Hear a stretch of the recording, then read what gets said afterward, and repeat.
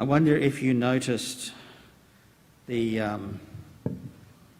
kind of relationship between that first reading from the Song of Songs and the Gospel reading from the Gospel of John. And it's an opportunity perhaps to reflect on how the different parts of Scripture speak to each other and speak to our experience as people of faith and, of course, as people of love. In that first reading, which comes from a pretty raunchy part of the Bible, the Song of Songs or the Song of Solomon, which was a selection of basically wedding songs designed to celebrate the sexual delight which the couple were about to have in each other.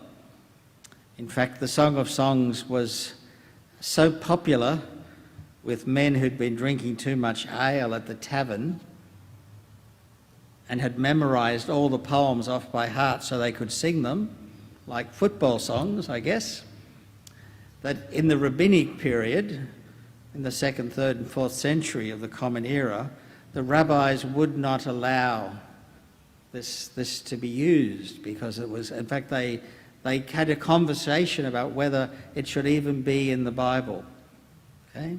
Because of the way it had been misused, apparently famously misused by men behaving like men that have had too much to drink and are missing their women. So that's one aspect of the Song of Songs. But in this part that we read, we have the woman running through the town, searching through the town at night, which of course is not socially acceptable in that kind of ancient world and ancient community. And so I'm just trying to bring up the text from this as well. And so she's running through the town, she's looking for her lover, and she's asking the sentries, the soldiers on guard at the city gates, have you seen him? Have you seen him? And I won't rest until I find him and I hold him tight and I take him back to my mother's bedroom. And obviously they're going to have a beautiful time together. That's the passage which Camelia was innocently reading out for us earlier, okay? No, says Camelia, she wasn't so innocent. She knew exactly what it meant. And then we have this beautiful passage in John's Gospel, which, in the way it's told, I think has echoes of that reading from the Song of Songs. But it's not simply the Old Testament says this and that's what's happened, because there are many bits of the story that are actually reversed. But there's still a kind of an echo going on between that beautiful reading that we started out with from the Song of Songs, and then the equally beautiful, hauntingly similar, but also quite different story in John chapter 20. Mary is looking for her master, for the one she loves, and we're all people of our modern world, so we all kind of have in the back of our head the idea that Mary and Jesus could have been a couple and should have been a couple and would have been a couple if only the situation had been different. Okay? That's part of our pop culture of the modern world. It has no basis in the Scripture, has no basis in history, but it affects the way we hear the story because we've all watched or heard of Jesus Christ Superstar. We've all read or heard about Dan Brown's Da Vinci Code, and we've all heard about or maybe watched a couple of years ago the film Mary Magdalene. So we've got this popular idea in our culture that there was something going on between Jesus and Mary.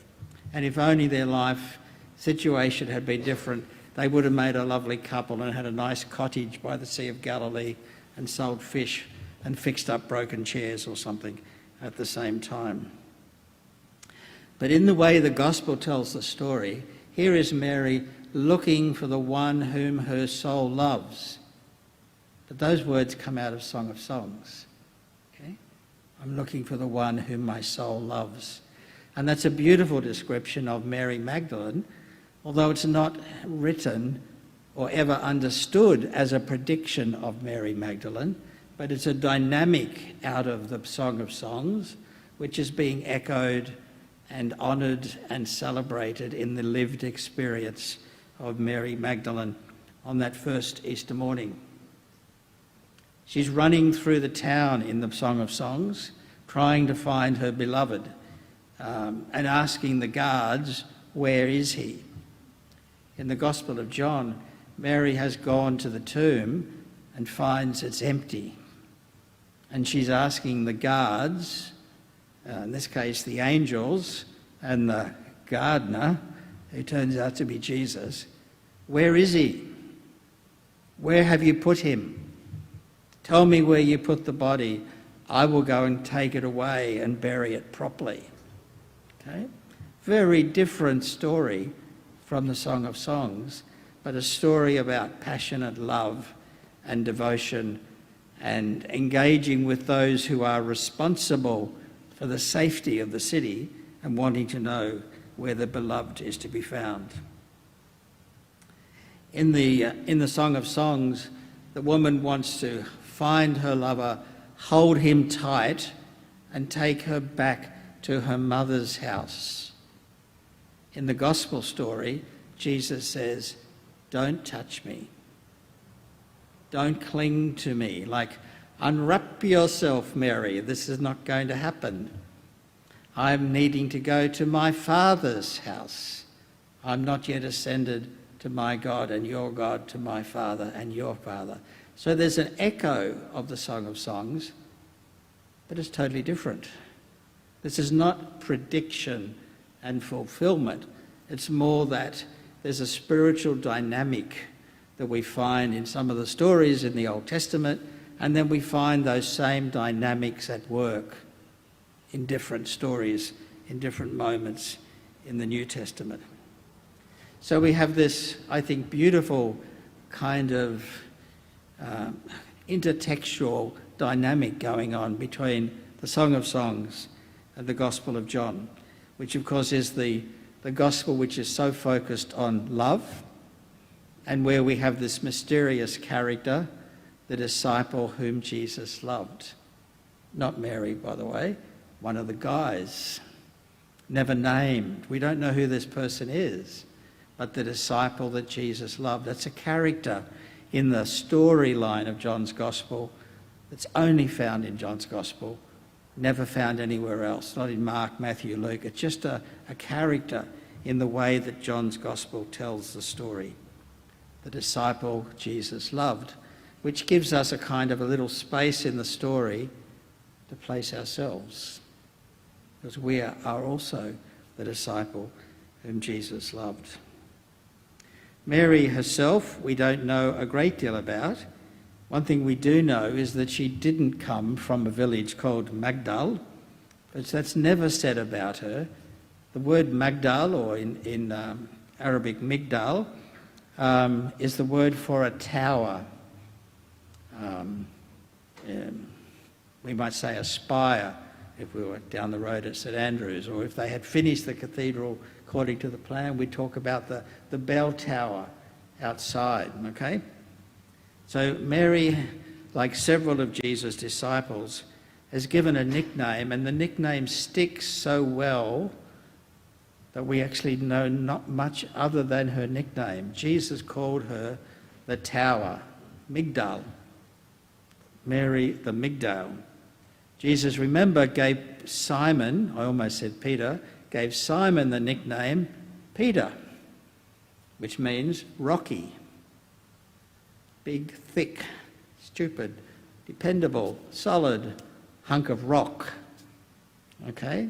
So Shimon is given the nickname Peter, and Mary, Miriam, is given the nickname Migdal, tower. She was a towering presence among the disciples, whether that's physical or spiritual. She was a standout woman in the crowd. Okay? Interesting. She wasn't some demon-possessed, disturbed, hysterical woman. She was a woman of character and strength who was there with the disciples and with all the other disciples, and who is written out of the story by the blokes, because women couldn't be in the story in the way the story was being told at the end of the 1st century into the 2nd century. So Mary, one of the most outrageous and courageous of Jesus' disciples, gets sidelined. Oh, she's the woman with the mental problems. She's the unstable one. Okay? But in the gospel, Mary is the first one to hear the message of Easter.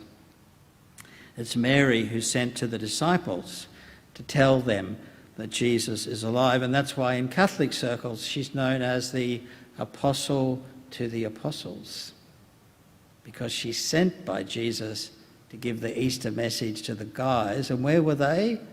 Hiding upstairs behind locked doors. Where is Mary and her other female friends? They're down at the grave trying to find Jesus so they can do the right thing and give him a decent burial. Interesting. Who are the weak ones? Who are the scaredy cats?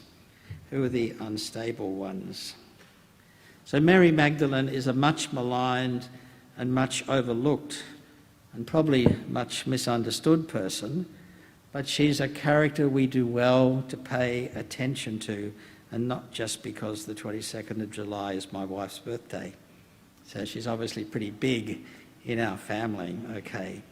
The church needs people of passion and wisdom if the legacy of Jesus and the legacy of Mary is not to be lost in our own time and our own generation. And if we're going to be people of passion and spiritual wisdom, we need to learn how to, almost like reading the music, we need to be able to read the tones of Scripture. Not looking to join the dots in a simplistic kind of black and white way, but understanding the dynamic between the biblical stories of the woman who goes looking for her beloved and the Mary who goes looking for her beloved, and each of us who goes looking for our beloved and finds our beloved in Christ.